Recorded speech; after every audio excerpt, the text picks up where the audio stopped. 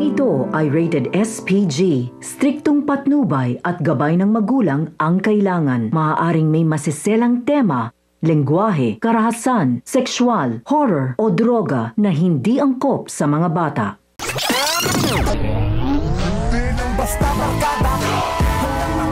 Hindi na nga nagpaawat pa si Bubbles kay Tanggol at tuluyan na itong sumama kay Pablo kahit na napapansin niya na unti-unti nang ipinapakita ni Pablo ang kanyang tunay na kulay.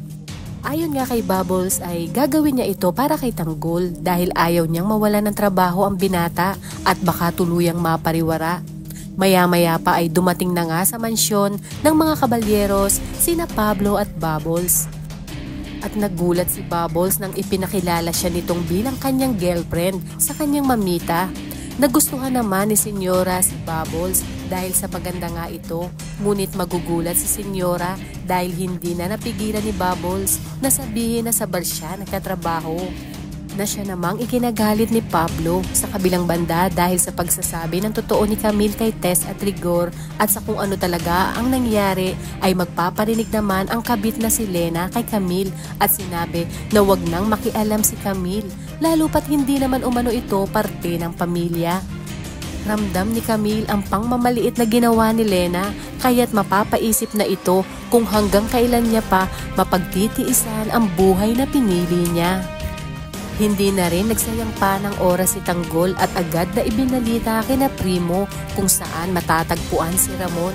Ngunit iginiit ni na Amanda at Berting na kulang pa sila sa mga armas at baka ikapahamak nila ang kagustuhan ni Tanggol na makapagiganti. Sinabi ni Tanggol na ayaw niya nang sayangin ang pagkakataon at desidido na nga siyang tapusin na si Ramon at maipagiganti na si Mokang.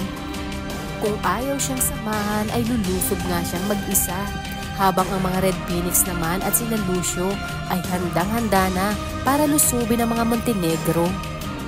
Ayon kay Angkong, kinakailangan walang matirang buhay sa mga Montenegro. Dumako naman tayo sa mansyon ng mga kabalyeros kung saan biglang nagbago ang ihip ng hangin at hindi nagustuhan ni Senyora Bettina ang mga nalaman niya tungkol kay Bubbles. Kaya naman dito gagawin lahat ni Pablo ang lahat para makuha si Bubbles dahil batid niyang hindi ganun kadali si Bubbles at idadaan niya ito sa puwersahan na di kalaunan magiging ugat na matinding bakbakan nila Tanggol. Kaya naman kapamilya kung bago ka pa lang sa aking channel ay mag-subscribe ka na at i-click mo na rin ang bell icon para updated ka sa pinakahuling kaganapan sa paborito mong teleserye, ang FPJ's Batang Quiapo. Hanggang sa muli, salamat!